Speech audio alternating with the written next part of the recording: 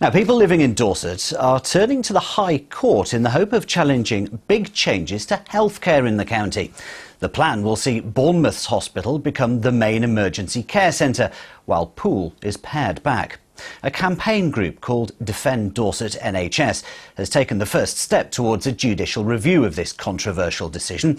Chrissy Sturt is at the Royal Bournemouth for us tonight. Chrissy, how significant is this?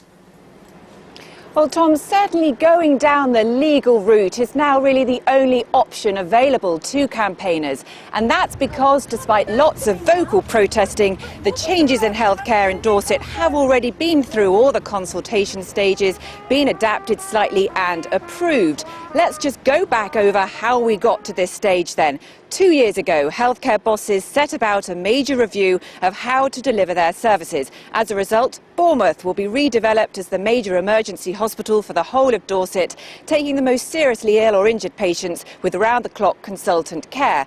Poole, meanwhile, will carry out only pre-booked operations. Its A&E will be downgraded and it'll lose beds. Dorset County Hospital will keep its emergency department with only the most difficult cases transferred elsewhere, but care for pregnant women in the county will change significantly, with Poole losing its maternity and paediatric services to Bournemouth. Now, all along, people on the Poole side of Dorset, in Swanage, in the Purbecks, have really felt that they're the losers here, and it's that group which is now taking its complaint all the way to the High Court.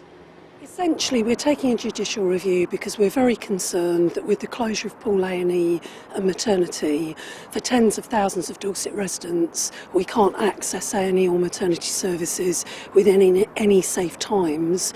And we're also concerned about the plans to close 245 acute beds and beds in 5 out of 13 Dorset community hospital locations.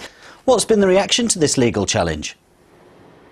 Well, Tom, I think some cages have been rattled. We know that the chief executive here in Bournemouth and down the road in Poole have together issued a joint statement to their staff, to all the people who work in those hospitals, explaining to them that this legal challenge is underway and saying that that might lead to some delays to their big plan. But, and it's a big but, it might also force a complete rethink. Tom.